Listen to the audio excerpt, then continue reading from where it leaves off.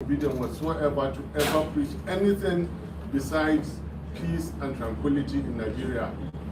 We also ask Nigerians to continue to exercise their civic duties like we just did now with the upcoming elections. I have said that democracy belongs to the people who can practice it. Nigerians should continue to make efforts to practice democracy. The only language we know is peace. That's the only language. If Nigerians are going to achieve peace through peaceful protests, welcome. Okay. Any more? I see some. Second round. Just a very quick one. How is Mr. Peter Obi doing, and what state of mind is he right now? He is better than one could ever imagine. He is cheerful, he is hearty, he is healthy, he is strong, and what is more, he and I are even believing more and more in Nigeria and the Nigerian people. Here we are. Our movement is less than 8 months old, and we won elections in the Federal Republic of Nigeria where they had an 8-year concurrent government. As far as we are concerned, we won this. They refused to upload results. They refused to refer to IREF just for them to defeat us. It took a serving government, illegality and constitutional breach to defeat Peter Obi and my humble self. I tell you, we're winners. Nigerian people are winners. Nigerian people are winners. And Nigerian nation is waiting for a day that Peter Obi and myself will, through the rigors of illegality and unconstitutionality, get to power somehow one day. Okay. I wanted to draw attention. Yesterday, the Senate debated on the issue of the coalition. There was disagreement. Finally, the Senate president tried to redefine what they did in the Electoral Act, as it has to do with the transmission. That what they passed was not exactly to transmit from the polling units. That what they passed was to be done manually. I don't know whether he was redefining it. I plead not to,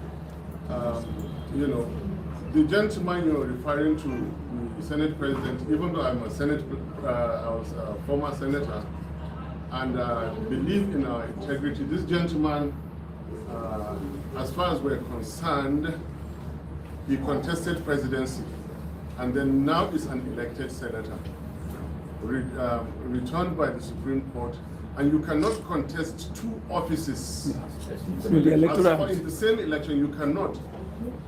It is on record he contested presidency. Supreme Court now says he's senatorial candidate, and then he sits as Senate President to give us this kind of opinion. It is very, very difficult for me to say this, but I will have to say it. Such an irresponsible person must never be listened to. The last, and I'm done. Okay. The last, if you don't mind, the last. Okay, Please, the last. again, Kingsley Daily Independent newspapers. The People's Democratic Party agents, like your party agents and another party agents, walked out of ICC yesterday. The day before yesterday. Day before yesterday, pardon me. They've been threatening fire and brimstone.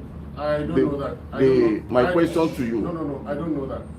I don't know that. I have never had any threat whatsoever since this began. Okay, I have never had any threat whatsoever, and anybody who is contemplating the use of such language will never face me or Peter Obi with such things. Okay, moving on, sir. Moving on. The question is, what is the plan? To team up with this other party and go to court or not? We went into the elections as Labour Party. We won the election as Labour Party. We are going to claim our mandate as Labour Party. We shall rescue Nigeria as Labour Party. God bless you. Okay. Thank you very much, Your Excellency. Well, just so that our colleagues will understand the nature of the role, I'll just introduce some people to the side of His Excellency. We have to his immediate left, the Director General of our campaign, Aki Oshitoku. Next to him as Alhaji Audi Mohammed, one of our party functionaries. Let me just come to this side. Obaze Oseloka, Ambassador Obaze Oseloka, he is the campaign manager. And then to his side, two former ministers, Fidele Jeze and Mrs. Esther Neraki Usman.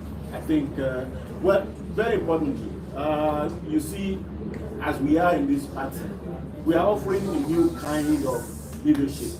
If you look behind you, there, this is a senator-elect, a senator and then a senator-elect. Senator Victor Ume. You see, this is the kind of leadership we want to offer.